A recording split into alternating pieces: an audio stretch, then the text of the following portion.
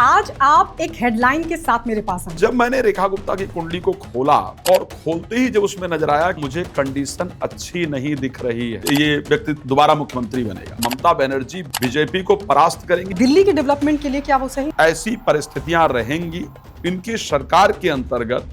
जो कुछ लोग विरोधी लोग हैं हिंसा इत्यादि। मेष राशि वालों की धड़कनें बढ़ गई हैं। 7.5 मेरे हिसाब से स्कैम की तरह प्रयोग किया जाते हैं, बड़ा क्लियर कह रहा हूँ। शनि प्रत्यक्ष रूप से आज आ सकते ना, तो ज्योतिषियों को आकर मारते ये पक्का है। नरेंद्र मोदी जी 2 बार जब प्राइम मिनिस्टर रहे 2014 2019 दोनों बार उनके ऊपर 7.5। पंडित जवाहरलाल नेहरू जब पहली बार प्राइम मिनिस्टर रहे तो 7.5 चल रही थी कि आज की परिस्थितियों के उनको जेल में डाल। आज झोला छाप ज्योतिषी हो गए। फेमस होने के लिए दुनिया कुछ भी कर रही है। पति पत्नी साथ बैठकर, मतलब शराब पियो साथ बैठ करके शुक्र अच्छे हो जाएंगे। कहां लिखा है भाई कि शुक्र शराब पीते थे? किस शास्त्र में लिखा हुआ है? उसे पूछा जाए भाई आपने रिसर्च कर, किस दारू पर रिसर्च किया, कितने लोगों पर रिसर्च किया कि शराब पीने से शुक्र अच्छा हो जाए। सनातनी है कौन? सनातन क्या है? इस दुनिया का सनातन ही था, सनातन ही है और सनातन ही रहेगा। पूर्वमुख करके शिव की पूजा नहीं करनी चाहिए। नमस्कार, मैं हूं आपके साथ गायत्री शर्मा। सनातन संस्कृति का शब्द है जिसका मतलब है शाश्वत, यानी सदा रहने वाला, जिसका ना आदि है और ना अंत है। लेकिन क्या आपको पता है कि हमारा सनातन धर्म है क्या? हम सब कहते हैं कि हम सनातनी हैं, धार्मिक हैं, लेकिन वास्तव में सनातनी है कौन? धार्मिक है कौन? 7.5 क्या हमेशा ही खराब होती है? क्या है 7.5 से बचने का अचूक उपाय? ये भी आज हम आपको बताएंगे। तो इस पॉडकास्ट में एंड तक मेरे साथ बने रहिए, क्योंकि बहुत ही इंटरेस्टिंग और महत्वपूर्ण जानकारी आज हम आपको देने जा रहे हैं। और मेरे साथ बातचीत के लिए जो स्पेशल गेस्ट हैं वो सनातन पर एकदम मुखर होकर बोलते हैं। आचार्य राज मिश्रा जी, बहुत बहुत स्वागत है आपका गायत्री शर्मा पॉडकास्ट में। धन्यवाद। आचार्य जी, आज आप एक हेडलाइन के साथ मेरे पास आए हैं। आपने ठीक एक दिन पहले प्रेडिक्शन की थी कि रेखा गुप्ता दिल्ली की सीएम। मतलब गजब का आपका ज्योतिष का ज्ञान है। नहीं, मैंने भगवान कृपा, मैं ये तो नहीं कहूंगा, मुझे लगता है कि ज्योतिष का ज्ञान परमात्मा की कृपा से प्राप्त होता है। मैं सत्य कहूंगा कि जो परमात्मा आपको दिखाना चाहते हैं वो दिखते हैं। हम लोग 11 लोगों की कुंडलियों पर डिस्कस करते हैं एक फेमस चैनल के अंतर्गत, बैठ करके 4 बजे का उनका शो कर रहे थे।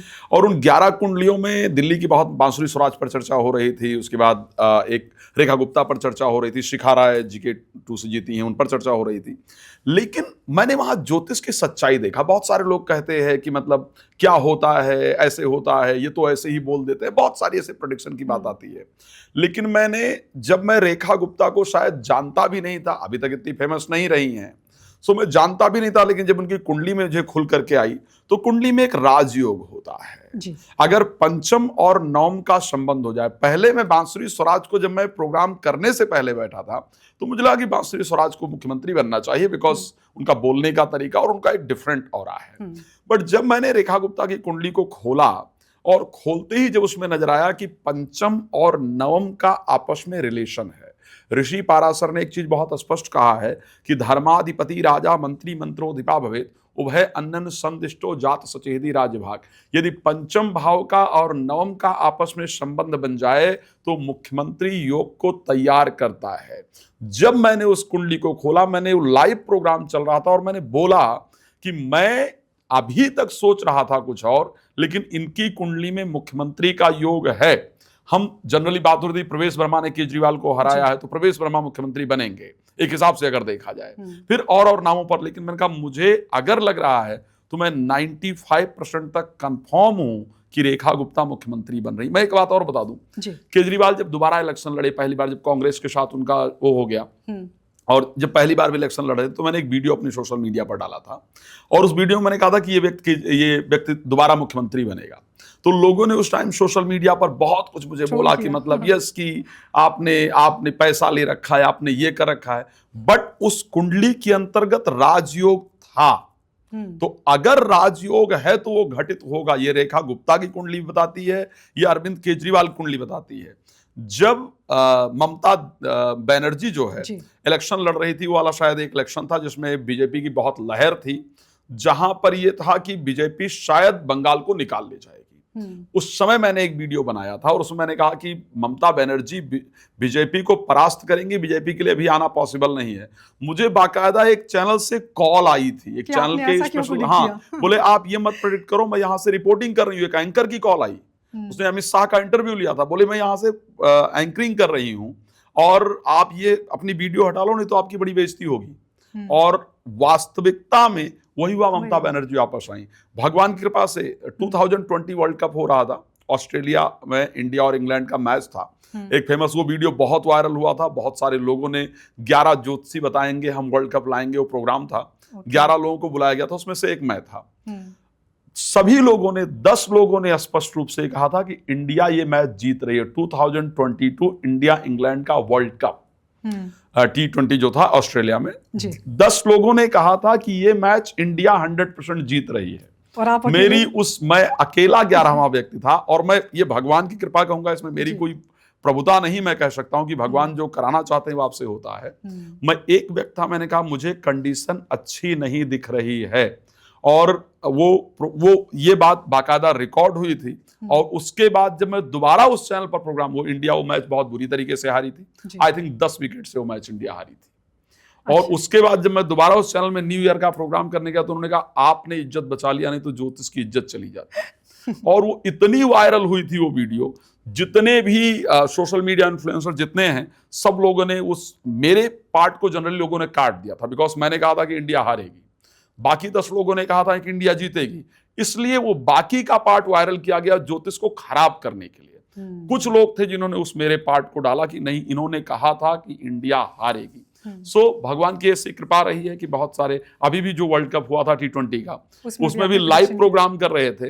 लाइव में एंकर ने मुझसे पूछा लाइव प्रोग्राम के अंतर्गत, क्या कहते हैं आज आपने 2022 में कहा था कि इंडिया हारेगी, अभी की क्या परिस्थिति है? मैंने कहा 100% ये मैच इंडिया जीतेगी। तो उस एंकर ने कहा कि अगर नहीं जीती तो मैं आपको कॉल करूंगी रात को। तो मैंने कहा आप सोचिए, वो मैच मैं भी देख रहा था। और वो एक मोमेंट ऐसा आया था जब आई थिंक कुछ 30 रन चाहिए थे, 25-25 गेंद बाकी थे, इस प्रकार का एक मोमेंट आया था वो फाइनल मैच। तब आपको डर लगा? मुझे भी लगा। रात को 10 साढ़े 10 बज रहे थे, हम लोग अपने ड्राइंग रूम में बैठे हुए थे, तो कुछ और चढ़ो, मेरे घर वालों को मैंने कहा चुप रहो यार, इज्जत दांव पे लगी हुई है। आई थिंक उस टाइम उस एंकर का मुझे कॉल भी आया, आचार्य जी आपकी इज्जत तो गई, इंडिया ये मैच हार गई, लेकिन आपके ज्ञान ने बचा लिया। लेकिन भगवान की कृपा ने ऐसा बचाया कि वो परिस्थितियां हमारे अनुकूल ही रहीं और वो मैच जीते। तो ऐसी बहुत सारी चीजें रही हैं। अच्छा, और आचार्य राज मिश्रा जी, तो फिर ये बताइए कि अब रेखा गुप्ता दिल्ली के लिए मतलब कैसी उनकी जर्नी रहने वाली है, और दिल्ली के डेवलपमेंट के लिए क्या वो सही? देखिए, जो परिस्थिति बनाई गई है निश्चित रूप से बेहतर रहने वाली है। आप एक बात सोचिए, जो हो रहा है, जो शपथ ग्रहण समारोह 12:35 का समय है और 12:12 से अभिजीत मुहूर्त स्टार्ट हो रहा है। उस टाइम वृष लग्न के अंतर्गत शपथ ग्रहण हो रहा है। वृष लग्न में बृहस्पति गोचर कर रहे हैं। इट मींस स्थिर लग्न है, सरकार स्थिरता के साथ ही चलेगी। और दूसरी चीज आपको बता दूं, रेखा गुप्ता की कुंडली के 10th हाउस के अंतर्गत शुक्र, चंद्रमा, शनि जाकर के विराजमान है। एक और कोई प्लैनेट है, बुध भी है, यस। और जो शपथ ग्रहण की कुंडली बन रही है उसमें 10th हाउस के अंतर्गत भी शनि और बुध जाकर के प्रॉपर्ली और सूर्य के साथ विराजमान है। इट मींस कि वो बहुत अच्छी तरीके से चलाने वाली है। हाँ, क्योंकि शपथ ग्रहण की कुंडली में 2nd हाउस के अंतर्गत मंगल जाकर के बैठे हैं, 5th भाव के अंतर्गत केतु बैठे हैं। कुछ ऐसी परिस्थितियां रहेंगी इनके सरकार के अंतर्गत, जो कुछ लोग विरोधी लोग हैं, हिंसा इत्यादि का प्रयास करेंगे। मैं अगला सवाल पूछने वाली थी, क्योंकि दिल्ली में हमने देखा है कि लीडर्स बहुत हैं, राइट, और यही वजह मुझे लगता है रेखा गुप्ता का नाम आगे बढ़ाया गया, क्योंकि इससे पहले भी कई नाम चल रहे थे, राइट, और रेखा गुप्ता को चूज किया गया। तो क्या ये खींचतान 5 साल में आपको दिखाई? देखिए, रहेगी बेशक, लेकिन फिर मैं उसी विषय पर वापस जाऊं कि मुझे लगता है कि हम फालतू में परेशान होते हैं। ठीक है, श्री रामचरितमानस में एक चौपाई है कि होई हैं सोई जो राम रच राखा, को कर तर्क बढ़ावे साका। हम सभी लोग परेशान होते हैं कि साहब ये करना है, मुझे ये करना है, मुझे ऐसा करना है, मुझे वैसा करना है। लेकिन रामायण की वो चौपाई है कि हानि लाभ जीवन मरण जस अपजस विधिहात। जो आपके भाग्य में लिखा है, जो आपके प्लैनेट ने दिखाया है, वो आपको प्राप्त होगा। और इसका सबसे बड़ा उदाहरण अगर कोई है तो मेरे दृष्टि में रेखा गुप्ता है, क्योंकि मैंने वो प्लैनेट को पहचाना और मुझे लगा था, हमें जब याद भी नहीं था तो हम लोगों ने उसको प्रेडिक्ट किया था। लेकिन बाकी लोग कैसे पीछे रह गए थे? क्योंकि योग नहीं था, है ना। अगर योग है तो निश्चित रूप से वो घटित होगा। उनके कुंडली में वो योग नहीं था। पूरे 5 साल तक सीएम रहेंगी? निश्चित रूप से पूरे 5 साल रेखा गुप्ता व्यतीत करने वाली है। आप चाहें तो लिख कर रख लें, अगर व्यूअर्स चाहेंगे तो वो भी लिख करके रख लें। बुलाएंगे आपको? बिल्कुल, आप बुला सकते हैं। मैंने कहा ना, कि मुझे तो ऐसे चैलेंजेस फेस करने पड़े हैं ना कि जहां पर, तो उसमें कोई दिक्कत नहीं, बट निश्चित रूप से रेखा गुप्ता अपने 5 साल का जो करियर है, जो पूरा अपना करेंगी। कार्यकाल है, उसको पूरा करेंगी। और मैं दोबारा कह सकता हूं कि दोबारा इलेक्ट होकर के इलेक्शन दोबारा जब होगा तो रेखा गुप्ता दोबारा मुख्यमंत्री बने, ये पॉसिबिलिटी निश्चित रूप से है जी। कि जिस समय पर इसको किया गया, जो शपथ ग्रहण का समय है, वो बहुत अनुकूल देख करके किया गया है। अच्छा आचार्य जी, क्योंकि हम ज्योतिष पर बात करें, हम सनातन पर भी बातचीत करेंगे, तो 7.5 क्योंकि अब मेष राशि की शुरू होने वाली है, मकर से खत्म होने वाली है। अब मेष राशि वालों की धड़कनें बढ़ गई हैं, लेकिन क्या जो 7.5 है वो हमेशा बुरी ही होती है? 7.5 मेरे हिसाब से स्कैम की तरह प्रयोग की जाती है, बड़ा क्लियर कह रहा हूं, स्कैम की तरह 7.5 काल सर्प दोष, गंडमूल दोष, मांगलिक दोष, ये 4 चीजें इस प्रकार की हो गई हैं, पितृ दोष, या जो ये दोष है ना, मुझे लगता है ये डराने के लिए सबसे अधिक प्रयोग किए जाते हैं। ज्योतिष डराने का विषय नहीं था। ज्योतिष जब लिखा गया तो उसमें बहुत स्पष्ट रूप से कहा कि भूतम चैव भविष्यम च वर्तमानम तथैव च सर्वप्रदर्शकम शास्त्रम सिद्धि मोक्ष प्रदायकम। ज्योतिष वेद का 6ठा अंग है, वेद का चक्षु है। ज्योतिष आने वाले समय को पहचानने का है, परमात्मा के प्राप्ति का एक रास्ता है, लेकिन लोगों ने उसको कैसे प्रयोग कर लिया, तो मुझे लगता है उसमें सबसे बड़ा जो विषय रहा है वो 7.5 का रहा है। मैं कह रहा हूं अगर शनि प्रत्यक्ष रूप से आज आ सकते ना तो ज्योतिषियों को आकर मारते, ये पक्का है। हाँ, हम लोगों को आकर मारते कि भाई हमारे नाम पर ऐसा काहे डरा रहे हो। आप सोचिए, नरेंद्र मोदी जी 2 बार जब प्राइम मिनिस्टर बने, 2014 2019, दोनों बार उनके ऊपर 7.5 थी। वृश्चिक राशि, यस, वृश्चिक राशि उनकी है और दोनों पर वृश्चिक की 7.5 चल रही थी। पंडित जवाहरलाल नेहरू जब पहली बार प्राइम मिनिस्टर बने तो 7.5 चल रही थी। अच्छा। अब आप सोच लीजिए, बीबीएस लक्ष्मण ने आई थिंक 200 कुछ रन मारा था, उस टाइम उनकी 7.5 चल रही थी। आप सोचिए ये लोग, और नरेंद्र मोदी जी की 7.5 खत्म हुई, 2025 का इलेक्शन हुआ और इस इलेक्शन में उनको शायद दूसरी पार्टियों का सहारा लेना पड़ा। अब आप बताइए उनके लिए 7.5 अच्छी है या बुरी? हाँ, ये तो अच्छी रही, अच्छी ही हुई ना, बुरी तो नहीं हुई। लेकिन एक इसका दूसरा पहलू है, मैं बड़ा क्लियर कहना चाहूंगा, भगवान राम को जब वन जाना पड़ा तब भी 7.5, तब श्री रामचरितमानस में गोस्वामी तुलसीदास जी ने लिखा कि सज प्रतीत बहुविधि गढ़ छोली, अवध 7.5 तब बोली, यानी अवध पर 7.5 लगी, राम पर 7.5 का वर्णन नहीं है। वो शायद जिसने भी शनि चालीसा को तैयार करने का प्रयास किया उसने, हाँ, क्योंकि मैंने देखा पढ़ा सुना है उसमें तो शनि देवता को मतलब एक क्रिमिनल की तरह, मैं स्पष्ट कहना चाहूंगा, हनुमान चालीसा में जिस प्रकार शनि देवता पर सारे आरोप डाल दिए गए हैं कि आज की परिस्थिति तो उनको जेल में डाल दो, यही परिस्थिति होने वाली थी। मतलब जितना भी हुआ कि विक्रमादित्य को ये हो गया, राजा विक्रमादित्य को, तो उसमें शनि देवता का वो था। महाभारत में ऐसा हुआ तो द्रौपदी का चीरहरण हुआ तो उसमें शनि 7.5 थी। भगवान राम को वनगमन हुआ तो 7.5 थी। What is this? मतलब शनि देवता क्या व्यक्ति को सिर्फ दंड देने के लिए आए हैं? अगर शनि देवता दंड देने वाले ही प्लैनेट होते तो काल पुरुष की कुंडली में उनको 10th हाउस दिया गया और 11th हाउस दिया गया है, यानी कर्म उनको दिया गया है और उस कर्म का लाभ उनको दिया गया है। शनि देवता डाउन टू अर्थ प्लैनेट है भाई।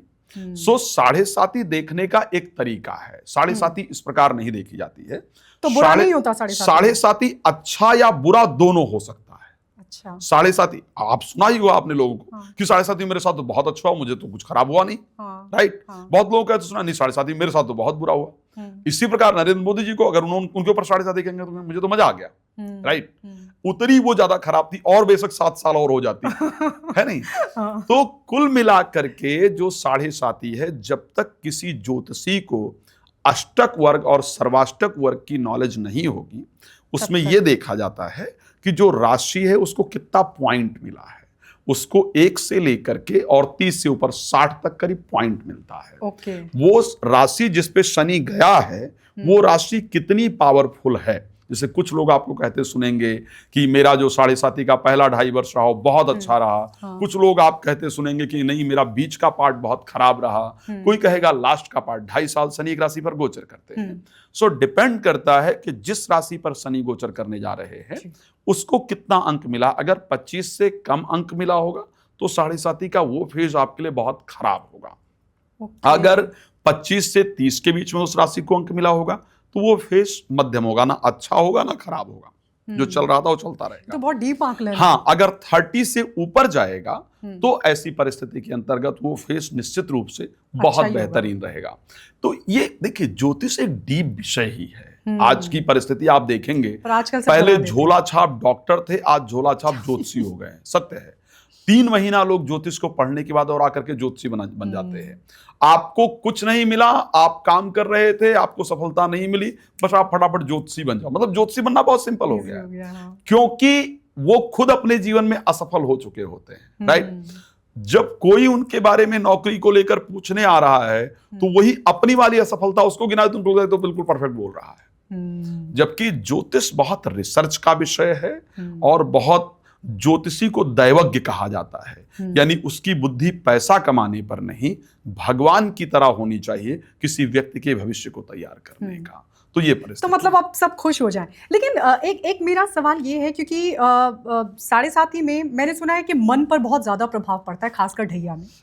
तो क्या ढैया में तो मन पर प्रभाव ही नहीं पड़ता, ये तो बिल्कुल गलत। अच्छा। ये तो मैं बिल्कुल गलत कह सकता हूँ। ओके। ढैया आपके प्रोफेशनल लाइफ को इंपैक्ट कर सकती है। ठीक है। क्यों ढैया कब होती है?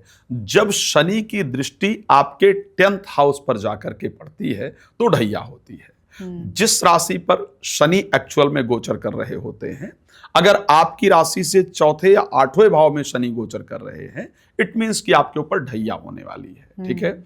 जब शनि की दृष्टि अब 4थे भाव में होंगे तो उनकी दृष्टि 10th हाउस पर जाकर के पड़ेगी।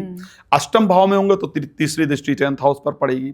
अब जब 10th हाउस पर उनकी दृष्टि पड़ेगी, 10th हाउस प्रोफेशनल लाइफ है, तो शनि जिस प्रकार, ऐसे होता नहीं है कि आप किसी बैंकिंग सेक्टर में देखेंगे तो आपको एक एग्जाम देना पड़ता है अपने प्रमोशन के लिए, समय समय पर एक एग्जाम होता है आपका किसी भी प्रोफेशनल लाइफ के अंतर्गत। तो उसी प्रकार से जब शनि 10th हाउस पर दृष्टि देते हैं तो आपको कुछ नया सीखने के लिए तैयार करते हैं, आपको एक नए एग्जाम के लिए तैयार करते हैं और उस एग्जाम के लिए आपको तैयार रहना चाहिए। मैं खैर एक और मैं चाहूंगा, अगर आपने पूछा तो मैं एक दर्शकों को ऐसा उपाय बताना चाहूंगा जो शायद 7.5 ही चल रही हो, चाहे ढैया चल रही हो, आपको परेशान होने की आवश्यकता ही नहीं होती है। सबसे सुंदर तरीका होता है, शनि के जो गुरु हैं वो भगवान शिव हैं। भगवान शंकर की आराधना के कारण जब शनि माता छाया के गर्भ में होते हैं तो उनकी मां भगवान शिव की आराधना में पूरी तरह से लिप्त होती है। उस आराधना में लिप्त होने के कारण जो शनिदेव का स्वरूप है वो नीला पड़ जाता है। इसीलिए कहा जाता है कि जब स्त्री प्रेग्नेंट होती है तो उसको अपने घर में अच्छे तस्वीर लगा करके रखना चाहिए, अच्छे विचार रखने चाहिए,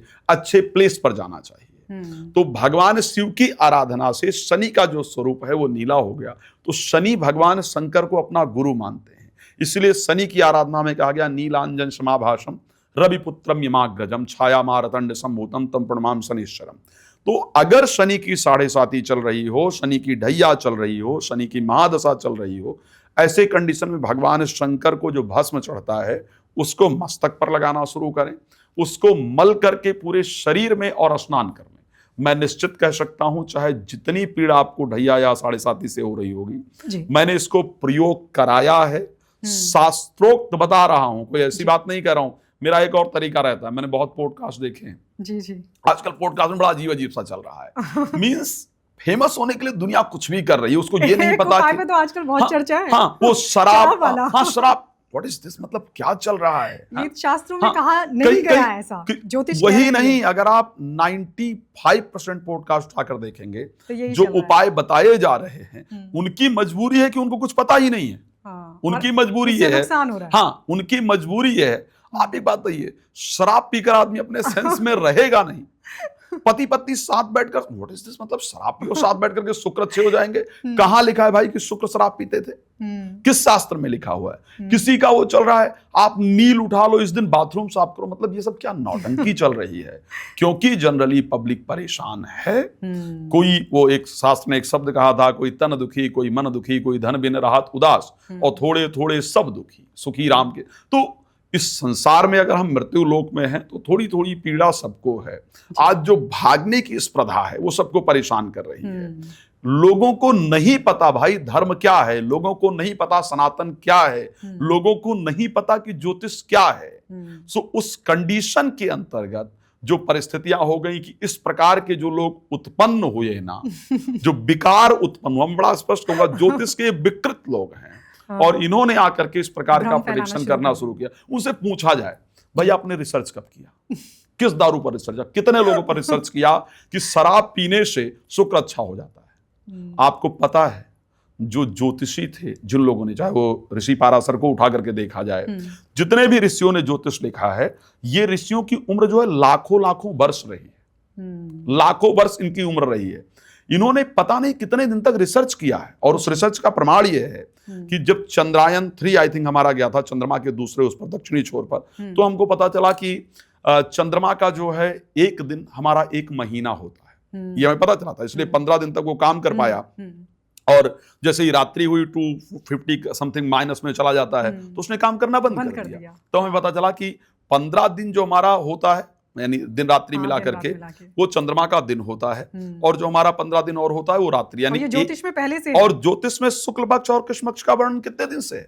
कृष्ण पक्ष को हम रात्रि मानते हैं, वो एक महीना होता है, और शुक्ल पक्ष तो वो ऋषि जो हमारे थे, उनकी नॉलेज बहुत जबरदस्त थी, क्योंकि उनकी उम्र लाखों वर्ष थी। हमारी आपकी उम्र कितनी है? मैं अगर मैक्सिमम उठा लूंगा तो 80 ईयर तक ऐसा है जब हम काम कर पाते हैं, राइट? इतनी ही उम्र होगी, इससे ऊपर तो काम नहीं कर, इससे भी कम, राइट? काम करने की शक्ति 75, 70 इतनी ही हो सकती है, जो बहुत ज्यादा कर लेंगे तो। अब अगर 80 ईयर में आप उठा लीजिए तो आपका 40 वर्ष की तो रात्रि निकल गई, आपके पास कितना बचा? 40 साल, राइट? अब उस 40 साल के अंतर्गत 25 वर्ष तक तो आपको होश ही नहीं होता है कि मुझे करना क्या है। उसके बाद शराब, उस 25 है ना, उसके बाद शराब पी लीजिए। तो जो बाकी 15 वर्ष का होश बचा था वो भी गया। तो 15 वर्ष आपको लाइफ के मिलते हैं काम करने की। 15 वर्ष में कितनी ज्योतिष में आप रिसर्च कर लेंगे भाई? कितनी रिसर्च कर लेंगे? फिर आप तो ज्योतिषी रहे ही नहीं हैं। जिन लोगों के भी ये प्रेडिक्शन, जिन लोगों ने भी इस प्रकार के पॉडकास्ट किए होंगे या टीवी प्रोडक्ट किए होंगे, मैं क्लियरली कह सकता हूं कि उन्होंने अपने ज्योतिष कैरियर की शुरुआत ही अपने लाइफ के 35 वर्ष बाद किया होगा, 30 वर्ष बाद किया होगा, कंफर्म है। आपने तो शुरू से ज्योतिष का अध्ययन ही नहीं किया है। और लोग आकर के इस प्रकार की जब बातें करते हैं, चाहे वो आप किसी, मतलब एक नहीं, मैं एक तो एक छोटा सा उदाहरण है, मैं अगर 500 उदाहरण की बात करूंगा तो इस प्रकार सोशल मीडिया पर आपको मौजूद दिखेंगे। तो आप क्या कर रहे हैं? एक चाणक्य ने बड़ा सुंदर श्लोक कहा था, मैं इन लोगों को स्पेशली जो कह रहा हूं, चाणक्य ने कहा था कि अन्याय उपर्जिते वितम 10 वर्षाणि तिष्ठति प्राप्ते च एकादशे वर्षे समूलम तद विनश्यति। अन्याय से कमाया हुआ धन 10 वर्ष तक आपको सुख देता है। 11वें वर्ष में जितना आपने कमाया है सब चला जाए, उसका ब्याज भी लेकर के जाता है। Oh my God. तो इस प्रकार की परिस्थिति, धन कमाना ठीक है, पेट पालने के लिए धन कमाना हो सकता है, लेकिन इस प्रकार ना कमाया जाए कि जो शायद शास्त्र विरुद्ध हो, नहीं तो परेशान करेगा। तो ये है जी। आचार्य जी, आजकल बहुत भ्रम है, क्योंकि हम सभी कहते हैं कि हम सनातनी हैं, लेकिन वास्तव में शास्त्रों के मुताबिक सनातनी है कौन? सनातन क्या है? देखिए, सबसे पहले सनातन को अगर देखना है तो आपको गीता के अंतर्गत प्रवेश करना पड़ेगा। गीता के आई थिंक 2 अध्याय का श्लोक है, न जायते न मृत्ये कदाचिन्या भूत्वा भविता न भाव्या, मतलब न भूया, जो था है और रहेगा। सनातन को ये नहीं है कि आपको सनातन को प्रोटेक्ट कर रहे हैं, सनातन की रक्षा कर रहे हैं। सनातन सदैव था, सदैव है और सदैव रहेगा। इस दुनिया में कोई भी व्यक्ति, वो किसी भी धर्म को फॉलो करता हो, उसने बेशक एक समुदाय बदल लिया हो, धर्म इस दुनिया का सनातन ही था, सनातन ही है और सनातन ही रहेगा। क्योंकि सनातन के अंदर नास्तिकता, चार्वाक इत्यादि जो ऋषि हुए, उन्होंने अलग अलग हट करके, धर्म से अलग हट करके बात किया, लेकिन उनको भी सनातनी ही कहा जाएगा। सनातन में उनका स्थान था। क्यों? जब भी कोई कुछ खराब करता है तो उससे आपको बहुत कुछ सीखने को प्राप्त होता है। अगर आप पिता को, माता को प्रणाम कर रहे हैं, आप सनातन ही कर रहे हैं। अगर आप अपने बॉडी को सुरक्षित रख रहे हैं तो सनातन ही कर रहे हैं। सनातन में कहा गया, जितासनो जित श्वासो जित संगो जितेंद्रिया। अच्छे लोगों का संग कीजिए, व्यायाम कीजिए, योगा कीजिए, प्राणायाम कीजिए, मीन्स आप सनातन का ही कार्य कर रहे हैं। तो सनातनी बनने के लिए आपको कुछ डिफरेंट मीन्स कि आपको टीका लगाना पड़े, आपको धोती पहनना पड़े, इसकी आवश्यकता नहीं है। यदि आप अपने जीवन को बैलेंस लाइफ आप जी रहे हैं, आपका सबसे पहला, जब सनातन की बात आती है तो बहुत सारी चर्चाएं आती हैं। अगर आप समाज के लिए बेहतर कर रहे हैं, अपने जीवन को बैलेंस्ड लाइफ एक जी रहे हैं, अपने कर्म का पालन कर रहे हैं, मीन्स आप सनातन कर रहे हैं। तो सनातनी कौन है यह कहना गलत होगा। मेरे दृष्टि से सब सनातनी ही है। ठीक है। अच्छा आचार्य जी, जैसे धार्मिक धर्म की बात आती है, हम कहते हैं कि हम धार्मिक हैं, तो वो कौन से नियम होते हैं? मैं कहता हूं धार्मिक कौन नहीं है? मैं कहता हूं धार्मिक नहीं है। मुझे लगता है कि धर्म को लोग जानते ही नहीं। धर्म को जानना, भगवान को जानना, ये बहुत डिफरेंट है। एक श्री रामचरितमानस के अंतर्गत एक चौपाई है, सोई जानहु देहु जे, सोई जानई जे देहु जनाई, और जानत तुम्हि तुम्हि हो जाई। जो धर्म को जान गया, जो भगवान को जान गया, वो भगवान जैसा हो जाता है। बड़ी बड़ी विडंबना लगती है मुझे कभी भी गायत्री जी ये सुन करके। लोग कहते हैं हम भगवान को मानते हैं, हम राम जी के भक्त हैं, हम हनुमान जी के भक्त हैं, कहते हम शिव जी के भक्त हैं, राइट। अच्छा, इनके हम भक्त हैं। कई बार हम किसी हीरो को फॉलो करते हैं, लाइक जो एक्टर हैं, राइट। कई एक्टर्स हैं जिनको फॉलो करते हैं, कई क्रिकेटर को हम फॉलो करते हैं। अच्छा, जब हम उनको फॉलो करते हैं तो पता क्या करते हैं? जैसे वो पैंट फाड़ लेगा तो हम भी अपने पैंट फाड़ लेते हैं, राइट। वो कई बार ऐसे बाल वालों ऊपर खड़ा कर लेगा तो हम भी बाल खड़ा, ऐसे ऐसे करते हैं, नहीं करते? वो जैसा करे वैसा करते हैं। कुछ लोग तो बाली वाली भी पहन लेते हैं, खैर वो एक डिफरेंट विषय है। लेकिन हम भगवान को फॉलो करते हैं, भगवान जैसा हम बनने का प्रयास करते हैं, शायद कोई नहीं करता है। तो भगवान को जान लेना। अच्छा, अब धर्म क्या है? ऋषि पाराशर से किसी ने पूछा कि धर्म क्या है, तो वेदव्यास जी से कहा कि आपने वेदों को लिखा है, आपने पुराणों को लिखा है, आपने शास्त्रों को लिखा है, एक्चुअल में धर्म क्या है, धर्म क्या होता है? तो उन्होंने कहा आत्मना प्रतिकूलेन प्रसारेण न समाचरित। जो बिहेवियर आपको अच्छा ना लगे, जो शब्द आपको अच्छा ना लगे, जो कार्य आपको अच्छा ना लगे, वो आप दूसरे के साथ प्लीज मत कीजिए। इट मीन्स कि आप धार्मिक हैं। अगर ये जो पूजा हम कर रहे हैं ये हमारा स्वार्थ है भाई, हम अपने घर का प्रवेश करते हैं, घर में पूजा करते हैं, काहे करते हैं? इसलिए करते हैं। नहीं, मैं इसलिए जानना चाह रही थी, जैसे धर्म के भी कुछ नियम होते हैं। अब मान लीजिए कोई शराब पी रहा है, मान लीजिए कोई मांस का सेवन कर रहा है, तो उसे हम क्या कहेंगे? क्या आप उसको अधार्मिक नहीं कह सकते। अधार्मिक किस सेंस में हो सकता है? आप अगर मांस और शराब की बात करेंगे, जटायु जो है, गिधराज जटायु की बात की जाए, गोस्वामी तुलसीदास जी लिखा, गीध अमित अधम अति आमिष भोगी, और गति दीन ही जाचत जो जोगी। यानी हमेशा आमिष कहते हैं मांस को। गिधराज जटायु हमेशा मांस को खाने वाला, और भगवान ने उसको वो मुक्ति प्रदान की जिसके लिए शायद योगी भी तरसते होंगे। पूतना भगवान को जहर लगाकर पिलाने के लिए गई, और जो माता यशोदा को मोक्ष बाद में मिला, पूतना को वो मोक्ष पहले मिल गया।